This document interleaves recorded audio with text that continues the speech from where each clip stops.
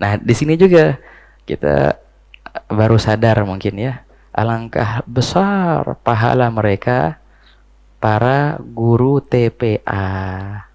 Ya, pernah kita bahas di sini kan ya.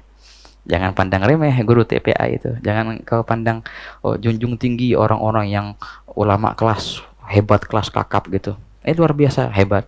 Tapi jangan lupa loh, kalau main pahala-pahalaan, bisa jadi pahalanya guru TK, guru ngaji itu lebih besar pahalanya daripada mereka ulama-ulama besar itu.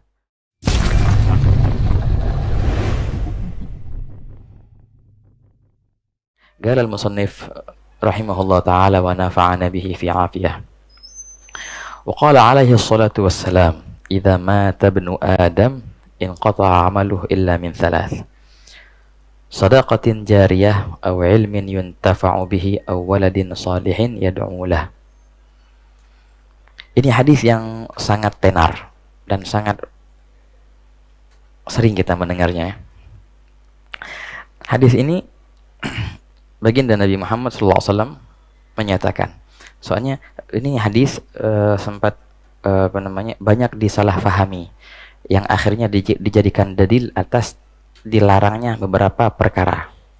Nah, mari kita baca ini hadis dengan benar dan kita teliti artinya itu bagaimana.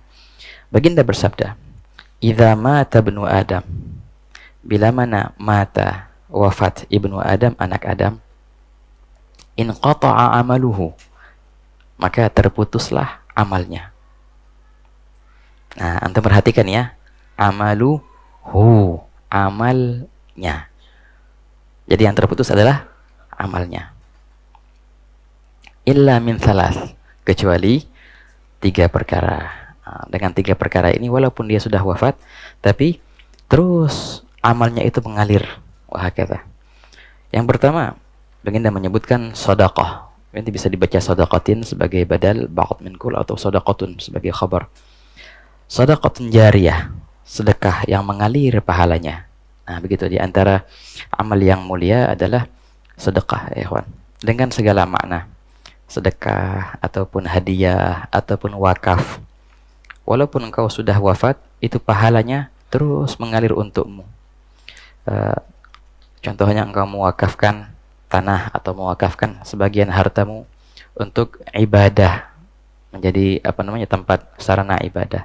Selagi tempat itu digunakan oleh orang-orang sebagai ibadah, maka tersampai juga kepadamu pahala. Wah, kata ikhwan. Dan terus selagi tempat itu makmur, maka pahalanya nyampe terus. Wah, kata. Ini kalau bahasa kitanya aset akhirat kita. Wah, kata. Jadi jangan hanya kita mikir perihal dunia kita, aset yang besar untuk keuntungan duniawi. Coba pikirkan, kita semua akan berpindah, ikhwani, dan tidak ada yang meragui perihal itu. Kita semua akan berpindah ke alam yang kedua. Wah, kata. Lalu bagaimana? Bekal apa yang nanti engkau akan bawa ke sana? Wah, kata ikhwan. La ilaha illallah. Nah, yang pertama itu sedekah yang senantiasa jariyah, yang mengalir, artinya mengalir pahalanya. Teman, jelas yang dimasukkan dengan sedekah di sini semua makna, tapi juga jangan lupa sedekah itu mempunyai adab, perangai, ada tata caranya. Jangan sampai sedekah yang engkau harapkan itu menjadi asetmu di akhirat sana, akhirnya hangus pahalanya karena ada sifat pamer, contohnya ada riya, ada sifat ujub, merasa berjasa. Itu perihal yang bisa membakar pahala sedekah kita.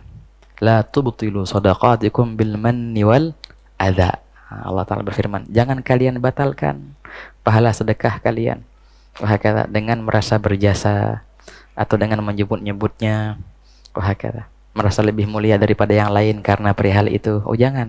Wahakala, itu bisa membatalkan pahala sedekahmu nanti. Oke, ini yang pertama. Yang kedua, au ilmun atau au ilmin yuntafa'u bihi. Di antara amal yang tidak terputus ketika kita wafat nanti adalah ilmu yang orang-orang bisa mengambil manfaat dari ilmu itu. Ketika engkau menyampaikan ilmu, ini ilmu apapun ya ikhwan ya, ilmu kebaikan. Bahkan ketika engkau mengajarkan anak-anakmu, engkau mengajarkan seorang anak muda untuk berwudu, selagi dia itu berwudu dan terus berwudu, engkau kebagian pahalanya. Karena itu anak muda itu tak akan bisa berwudu melainkan denganmu.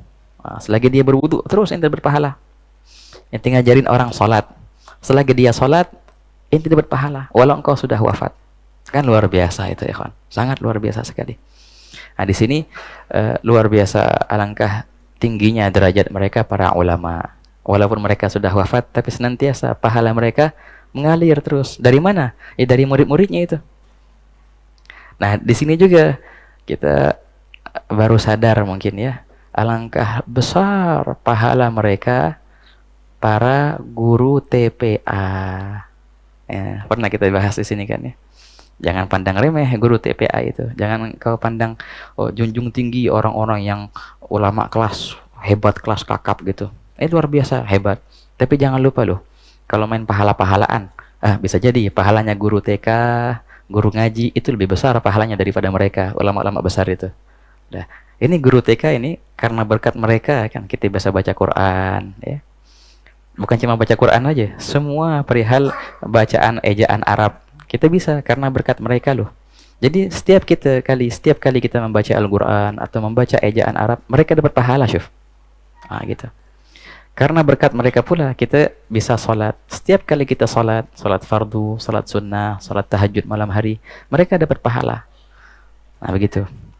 Maka kalau yang masih ada guru TK-nya yang masih bisa kunjungin ikhwan, sowan kepada mereka sebelum engkau sowan kepada yang lain. Karena berkat mereka ini engkau mengenal Al-Quran. Karena berkat mereka engkau bisa sholat. Jangan engkau pandang remeh. Banyak orang ketika dia belajar dan Masya Allah jadi ulama besar, jadi tokoh besar, lupa sama guru-gurunya yang dulu. Bahkan lebih bahaya lagi kalau seandainya dia merasa lebih alim dari mereka. Walaupun kenyataannya begitu, bukan masalah kenyataan. Bukan. Ini, wahai fulan, kalau seandainya gurumu itu yang mengajarkan alif ba ta, coba kalau seandainya dia hapus dari ingatanmu itu satu huruf aja, huruf wawu contohnya, atau huruf ba, ente nggak bakal paham semua kitab setelah itu. Nggak bakal bisa membaca kitab apapun yang ada huruf itu. Jadi engkau menghafal atau membaca, memahami kitab ini dan kita dari kitab kecil sampai kitab besar, semua berkat ini beliau nih. Wah kata soal Nabi Muhammad, Allahumma shalli wa sallam alaihi. Maka besar sekali jasa mereka ya, para guru-guru.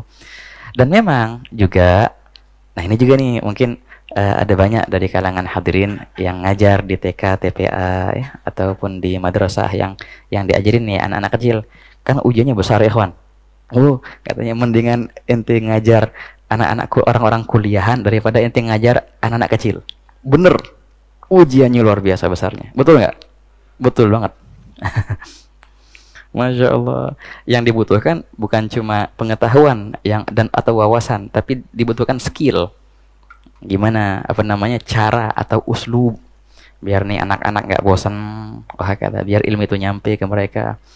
Ente lagi syarah itu pada anak kecil itu pada main, pada ngobrol. Jangan tersinggung dengan itu. Makanya besar pahala mereka itu karena ujiannya pun besar, ikhwan. Jangan pandang mudah itu ngajar anak kecil, paling susah. Makanya dinukil daripada Sidi Al-Imam Syekh Abdul Qadir Al-Jailani. Beliau berkata, cara paling cepat untuk menjadi waliullah adalah mengajarkan anak-anak kecil. Kata beliau. Mau cepat jadi wali? Nggak harus kok bangun malam sekian jam, puasa setiap hari, gampang-gampang. Tuh bocah tuh ajarin. Tapi sabar, jangan ngomel-ngomel, jangan menggerutu.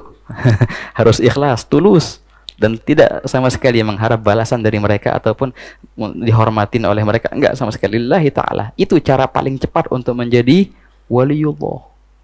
Segitu sampai. Dalam penafsirannya walakin kunu rabbaniyin. Siapa mereka rabbani itu? Banyak penafsiran. Di antara tafsir yang ma'ruf adalah alladzi yurabbi bisigharil ilm qabla kibarihi. Ulama yang rabbani, siapa sih ulama rabbani? Banyak sih definisinya banyak. Rabbani adalah yang bisa menyampaikan murid kepada Allah Ta'ala, itu rabbani. Wahakala. Tapi di antara definisi yang paling tenar ikhwan, rabbani adalah seseorang ulama yang mendidik muridnya dengan ilmu-ilmu kecil dulu. kemudian dia berpindah sampai ke ilmu yang besar, yang mengajarkan muridnya kitab-kitab yang kecil dulu. Ini Rabbani.